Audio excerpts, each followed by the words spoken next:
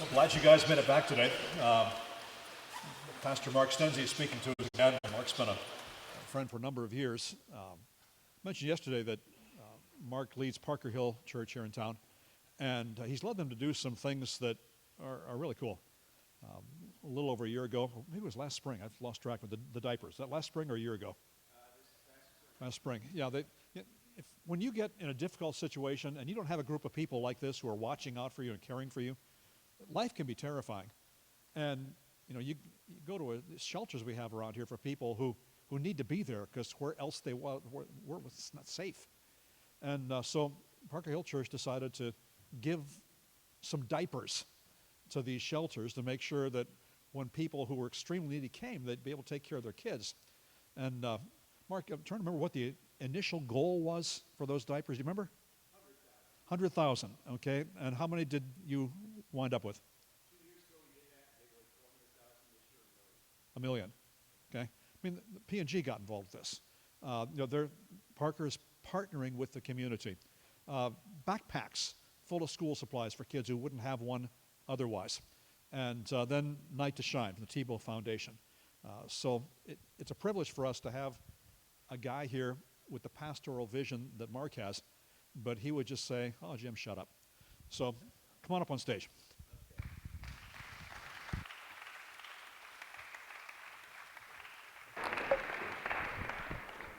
Thank you so much, Dr. Lytle, and I'll tell you what, it's been a great privilege to pastor a church right here in this community and to benefit from the staff, the faculty, and the students here at CSU that over the years have been an important part of what we do around here, and it's just been a great relationship and great partnership.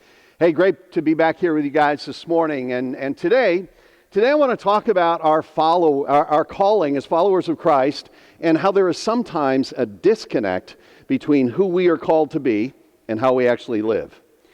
So a few years ago, I heard a story about this convent out in Southern California, and this convent is located on a beautiful piece of property surrounded by a wrought iron fence with these stone pillars. But on one of the stone pillars, there is a sign, and the sign says this: absolutely no trespassing. Violators will be prosecuted to the full extent of the law, no exceptions. Signed, the Sisters of Mercy. And I thought there's a little disconnect there. It's almost as if they have forgotten their title and who they are and what they're trying to accomplish. And I realize that happens to us as followers of Christ. Sometimes there's a disconnect between who we are called to be and the message that we send out to this world and the way that we live. And so today, I want to focus our attention on a passage of Scripture where Jesus spoke in a very powerful way about who we are called to be. It's in Matthew chapter 5, verses 13 through 16, just 4 verses. But these 4 verses are part of a larger section of Scripture that we call today the Sermon on the Mount. It's 3 chapters, Matthew chapters 5, 6, and 7. And the Sermon on the Mount is the longest single teaching of Jesus anywhere in the Bible. And it is the most familiar teaching of Jesus, even to people who are not part of a church. In fact, it's fascinating to me how many phrases and ideas have seeped into our culture that come directly from the teaching of Jesus here in the Sermon on the Mount. Like these ideas: turn the other cheek, go the extra mile, judge not, love your enemies, do unto others as you would have them do to you. All of these phrases and ideas that have seeped into the conversation of our culture that a lot of people live by, but they don't even know where it really comes from. And so in this passage in the Sermon on the Mount, Jesus is teaching his followers what it looks like to bring God's kingdom to earth, to live out his kingdom mindset in the little kingdoms of this world. And he's teaching us today as his followers what it looks like to live right side up in a world that oftentimes really is upside down. And so these 4 verses that we're going to look at today, they're a call to action for us, for every follower of Christ. They describe the purpose of our redemption. Let me just read it for you. Here's what Jesus said. He said, "You are the salt of the earth. But if the salt loses its saltiness, how can it be made salty again? It is no longer good for anything except to be thrown out and trampled underfoot. You are the light of the world. A town built on a hill cannot be hidden. Neither do people light a lamp and put it under a bowl. Instead, they put it on its stand, and it gives light to everyone in the house. In the same way, let your light shine before others, that they may see your good deeds and glorify your Father in heaven. Now, let me summarize all of that in a way that would make sense to us as 21st century Americans. I think Jesus was essentially saying this. He was saying that we, as followers of Christ, we are God's marketing strategy. We are His representatives in this world. We are living, breathing advertisements for God's kingdom. But here's the thing about marketing, okay? Marketing can be good or marketing can be bad. Like, marketing can draw you toward a product, or marketing can have the opposite effect. I'll give you some examples. This is a product called Bic Soft Gel Pens, and they were trying to point out the fact that they write well on soft surfaces, but here was their marketing strategy. Helping students cheat since 1945. New soft gel pens make cheating even more comfortable. Now, as you can imagine, there was a bit of an uproar among parents and teachers about that marketing, so they had to pull that out. Hey, here's another one. Kleenex, man size, confidently strong, comfortingly soft. Now, that's okay, but there were some women who had a bit of an issue with this marketing strategy because they thought, oh, so only men can be confidently strong? Women can't be confident and strong? So they kind of had to pull that marketing campaign. This is an advertisement from the 1950s for a new product called cellophane. Okay, not a good idea to wrap your kids in cellophane. We eventually figured that out. And then there are some advertisements that can be just plain confusing. Listen to this one. Free single deal from our new double value menu with the purchase of any 2-for double deal sandwich. Like, what? I don't get it. See, there's good marketing and there's bad marketing. There's marketing that can drive you toward purchasing a product and marketing that can drive you in the opposite direction. And the same thing is true for those of us who are followers of Christ. The way that we live, the way that we speak, the way that we embody God's grace and His hope can either draw people toward a relationship with Christ or it can drive them away. And that's really the point of this passage. This is the challenge that Jesus was laying down for us here in Matthew chapter 5.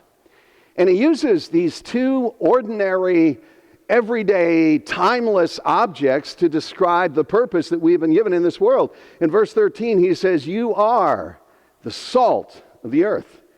In verse 14, He says, you are the light of the world. These are really powerful metaphors. Let me start with the first one, that first statement in verse 13. You are the salt of the earth. Now, in Jesus' day, salt was one of the most essential and most valuable commodities that there was. And there were three primary uses for salt in that day. Let me start with the most obvious. Salt enhances flavor. In the first century, just like today, one of the uses for salt was to flavor and to season food. Now, I don't know about you, but I like salt on my food. I remember a couple of years ago, I was assigned to do the grocery shopping for my family, which is never a good idea. But I bought some chicken noodle soup and didn't realize until I got it home that it was salt-free chicken noodle soup. Have you ever tasted that stuff? You don't need to. Trust me, it's bad. Like, I can't imagine eating sweet corn without salt. I can't imagine eating McDonald's French fries without salt. I like salt. I like the way it enhances flavor. And so when Jesus says, you are the salt of the earth, He's essentially saying, perhaps you are here to enhance the flavor of your surroundings, that whatever you touch, you ought to bring a flavor and an attractiveness to this world that people would not otherwise discover. Here's the second function of salt. It protects health. You know, in the first century, every doctor would carry salt in his medical pouch with him. Salt was often used as a disinfectant, an antiseptic to heal skin diseases or infections of the mouth. In fact, there's kind of a home remedy. If you get a sore throat, somebody will probably tell you that you need to gargle with what? With salt water, because it has this antiseptic healing effect to it.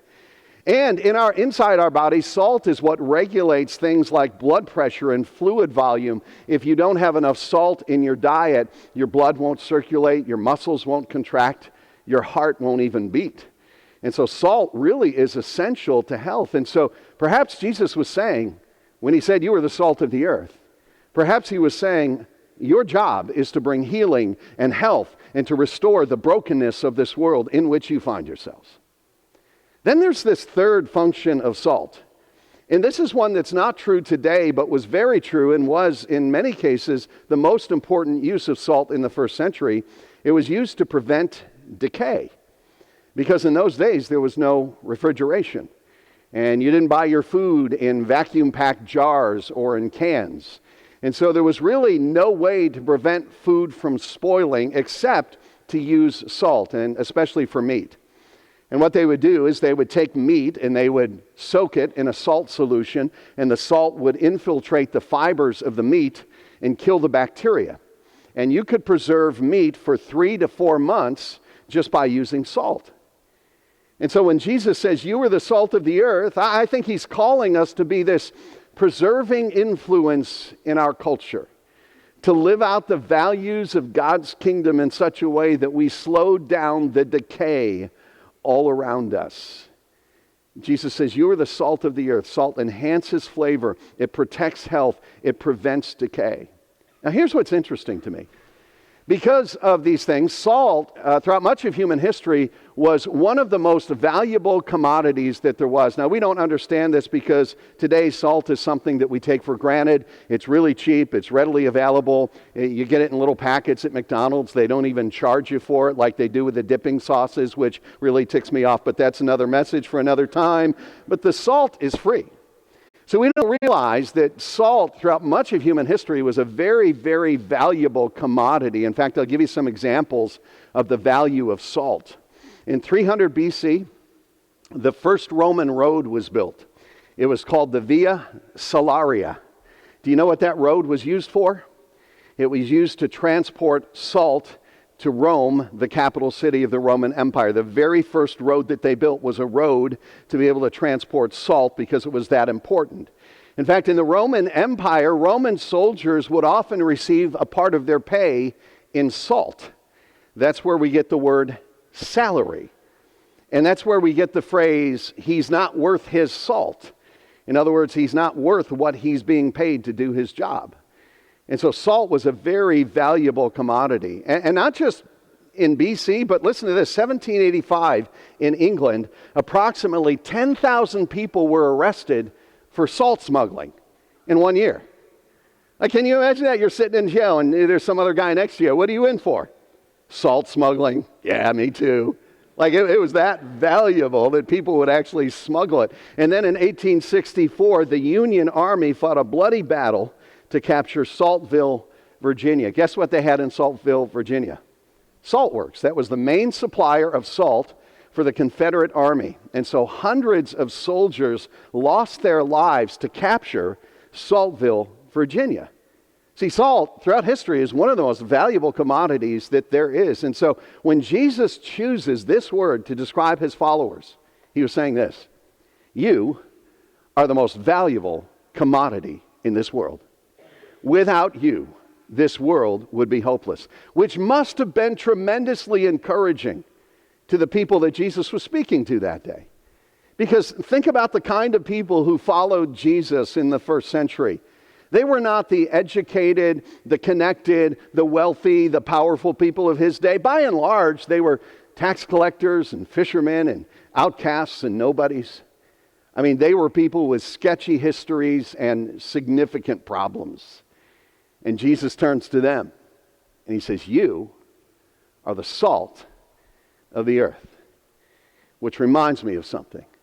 That when God wants to do his greatest work in this world, he rarely chooses the wealthy, powerful, smart, well-connected people. He often chooses the least likely people to do his greatest work in this world, because then he gets the glory. And he says to them, and he says to us today, you are this world's most valuable commodity. You are the salt of the earth. And then he gives this other word picture to describe us as his followers. He says, you are the light of the world. Now think about light. What does light do? This one's a little bit easier. Light provides direction, right?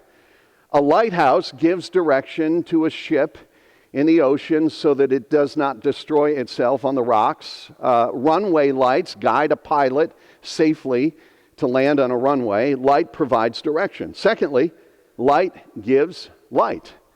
Every plant needs light in order to survive. Our human bodies need light. In fact, some people, especially here in northeastern Pennsylvania, struggle with something called seasonal affect disorder, which is a type of depression that comes from living without enough sunlight because there's so many cloudy days, because light is what gives us life. And then third, light dispels darkness. Light dispels darkness. And what's interesting to me is that nowadays, I don't think we really even understand complete darkness, because we're surrounded by light so much of the time, man-made light. I mean, even at night, we're surrounded by light. We don't really understand what darkness really feels like. But when you're in an environment that's completely dark, there's an incredible sense of fear, incredible sense of disorientation. There's this tourist place here in Scranton, Pennsylvania, called the Lackawanna County Coal Mine Tour. And you can actually go, way below ground into what was once a working coal mine. It's a fascinating tour.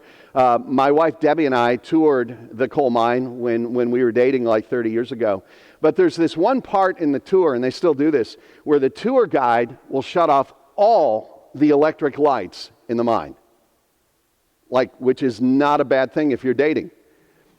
But it is utter, complete darkness. I remember being in there, and I held my hand up to my face. Couldn't see my hand, couldn't even see the outline of my hand. I mean, I could feel the heat from my hand, but I couldn't even see it. And when you're in that kind of utter darkness, there is this sense of disorientation, this sense of fear that's really palpable. And Jesus says, listen, this world left to itself will inevitably move toward greater darkness and confusion and disorientation and fear. But you are the light of the world. You're here to show the way, provide direction, give life, dispel the darkness. So he gives these two really powerful metaphors, these word pictures. He says, you are salt and you are light. Now, in the Greek language, in the New Testament, sentence structure is always very, very important.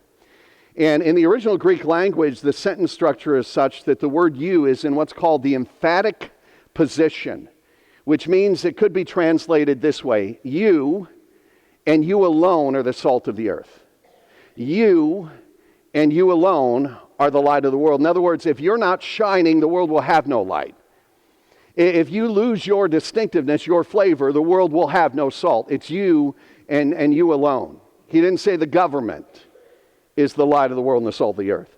He didn't say education is the light of the world and the salt, the light of the world and the salt of the earth. He didn't say the media is the light of the world. He just said you are. You and you alone. There is no plan B. This whole thing depends on you as my representatives. Now, if we could take those two ideas and kind of boil them down into one word, I think that one word would be influence. Salt and light have radical influence on whatever they come in contact with. Whatever they touch is changed. And so Jesus is saying, listen, as my followers in this world, you are not here just to hang on until I return. You are not just here to hide out. You are here to exert a kingdom influence on everything that you come in contact with. But then, as he continues teaching, he describes two things that have the potential to undermine our influence. Two dangers that we have to guard against at all times, or our influence will be lost. And the first danger is this: it's the risk of contamination. The risk of contamination. He said, but you are the salt of the earth, but if the salt loses its saltiness, how can it be made salty again? It is no longer good for anything except to be thrown out and trampled by men. Now, in the first century, they didn't have the technology that we have today to refine salt. And so sometimes you would have something that looked like salt, but it was not very pure, and it would often have a lot of other things mixed in with it, dirt and sand and other minerals. And if you got enough contamination in it, there was no way at that point to separate out the salt from everything else. And so at that point, it was worthless, and all you could do is throw it out. But you would never throw it on a garden or on a field where you wanted something to grow because it would kill it. And so you would throw the contaminated salt on a path or on a road, and it would literally be trampled underfoot. And so Jesus is saying, you're the salt of the earth. But whatever you do, don't lose your savor. Don't lose your distinctiveness. Don't absorb the values and the philosophies of the culture around you. And if you do, you will lose your distinctiveness. And once your savor is gone, your influence will be gone. And then you will be good for nothing. And your testimony, your faith will essentially be trampled underfoot by other people when they see the emptiness of it. Way before you guys were born, back in 1979, the government introduced a dollar coin into our currency system. It was called the Susan B. Anthony dollar. Now, unfortunately, this thing never caught on, and they discontinued it within a few years. Do you know the main reason why the Susan B. Anthony dollar never caught on? Do you know why? Because it looked way too much like a quarter.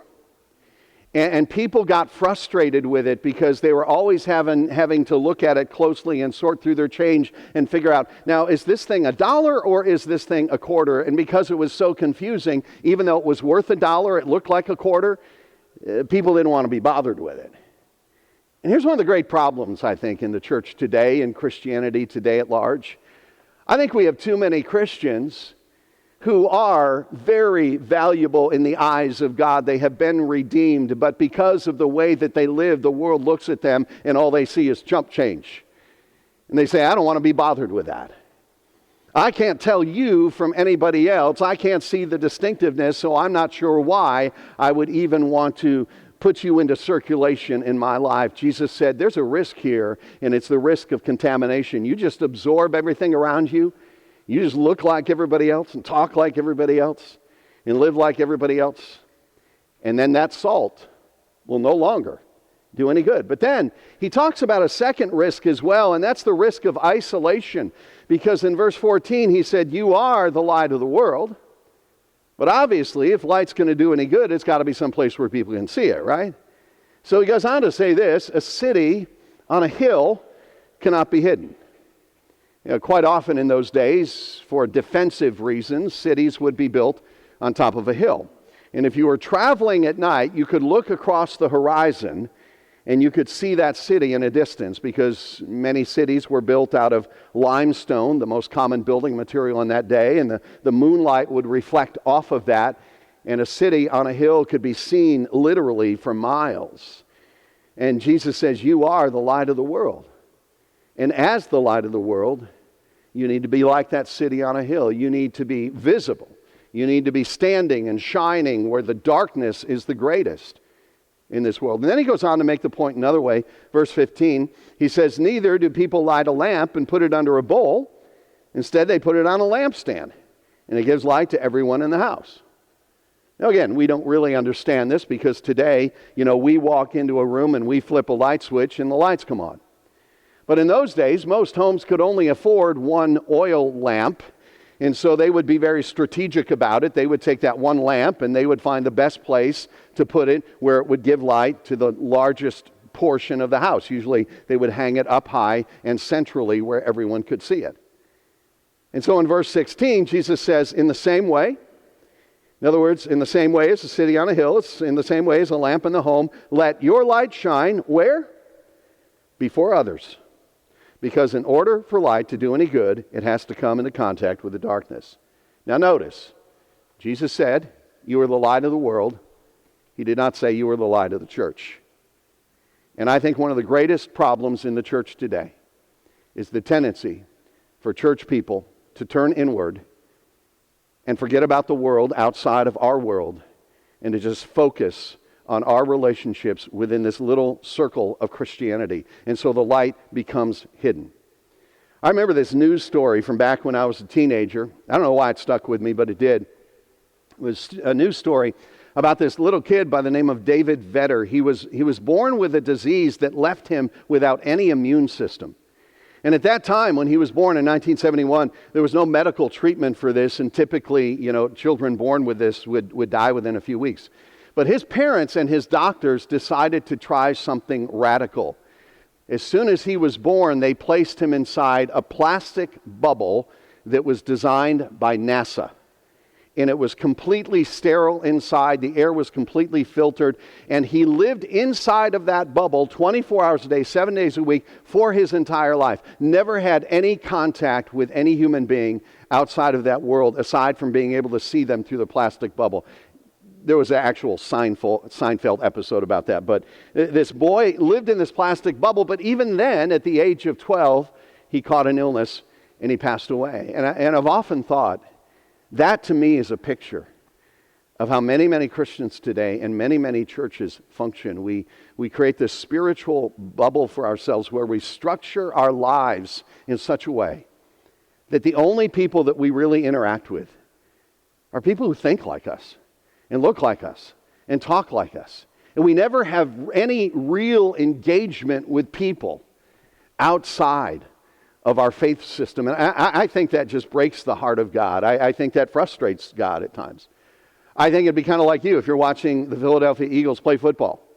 And you're watching the football, well, not generally, sometimes they have a good season, but you're watching the football game, and Carson Wentz, the quarterback, goes out to the middle of the field, and they all get in a huddle. And he calls a play. And after he calls a play, the rest of the football team, they just take a step back, and they begin to slow clap. And they pat him on the back. They say, man, Carson, that was an awesome play that you just called. I mean, that was a great call that you just made. And then they run over and they sit down on the bench, and they sit there for 3 or 4 minutes. And then they run back out on the field. They huddle up, and Carson Wentz calls another play. And these guys, they put their hands up in the air, and they say, that is amazing. You were like the best play caller in the history of the NFL. Let's hear it for Carson Wentz. And they clap for him. They go sit back down on the bench. A few minutes later, they come back out on the field, they huddle up again. And eventually, here's what you're going to do. You're going to stand up and scream at your television set, and you're going to say, run the play. Run the play, because football is not about huddling. And I think sometimes God looks at the church. He says, come on, run the play. I did not create you and redeem you so that you could huddle for an hour a week. Get out in the field, confront the darkness, go on the offense, run the play. Because so many times we take this light that we have been given and we just kind of hide it away, and we just hang out with people who think like us and look like us and worship like us, and we never really engage the brokenness of the world around us, because the mission of the church is not just to huddle for an hour a week. It's to do what Jesus did, to seek and save the lost. So, 2 potential risks that we face that can keep us from living up to our calling: the risk of contamination, the risk of isolation, and either one of those can keep us from being the people that God is calling us to be, because it does no good to be involved in this world if your salt has lost its savor, if there's no distinctiveness. And it does no good to have a distinctive flavor about your life if you never come in contact with the people who really need to see it. Now, look at the last phrase here, verse 16. This is what can happen if we live up to our calling as salt and light. Here's what can happen: so that they may not hear your good words, that they may see your good deeds and praise your Father in heaven. Jesus says, listen, I want you to not just believe something, I want you to live something. I want you to do something. I want you to live in a way that people are going to stop and take notice. And you're going to point the attention of people around you to their Father in heaven. I really believe that people will be drawn to Christ, not just by our airtight theological arguments. I mean, we have to know why we believe and be able to defend what we believe. But I think ultimately, especially in today's broken, skeptical world, people are going to be drawn to Christ because they see something in us that's different, that's attractive, that's powerful. They see salt, they see light that's not hidden. You and I are God's marketing strategy. You are the salt of the earth. You are the light of the world. And if we live that way, I believe that we really can change this little part of the world where God has placed us. I want to close with something that I came across a few years ago in a book entitled "Of Whom the World Was Not Worthy." The book is the true story of a pastor and his family who lived in Yugoslavia during World War II. And if you know your history, you know that Yugoslavia is one of the countries that was destroyed by the Germans during World War II. And one of the characters in the book is an older man by the name of Zimmerman. And he lives in this same small village in Yugoslavia as a young pastor by the name of Jakob.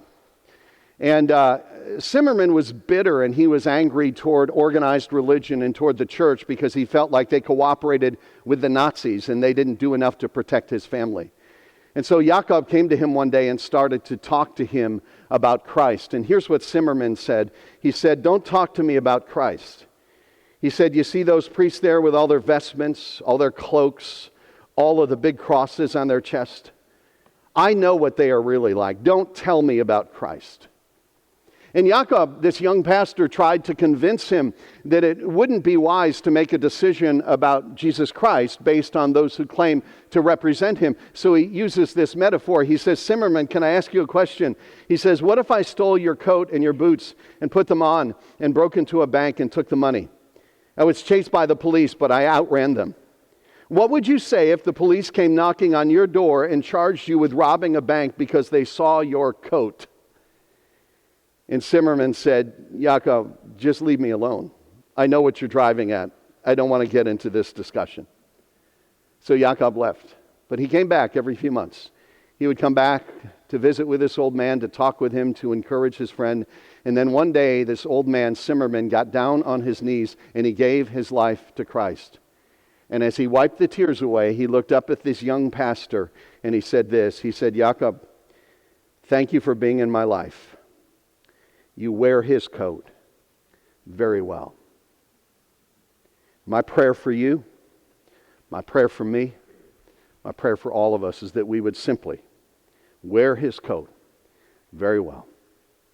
Let me have you stand. We'll pray. And we'll let you go.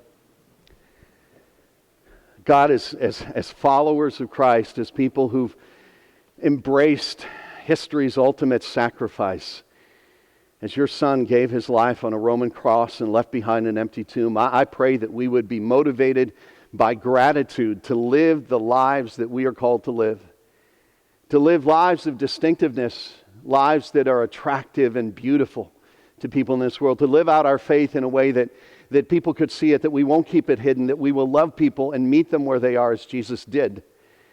In short, help us to wear his coat very well. I pray for these students as they continue to work hard at their classes, as they go somewhere for a break in a few days, that wherever they walk, wherever they go, they would be mindful of the fact that they represent you in every interaction. Help me to remember that as well. Thank you for our time together today. I pray in Jesus' name. Amen. Hey, great to have you guys here. You're dismissed.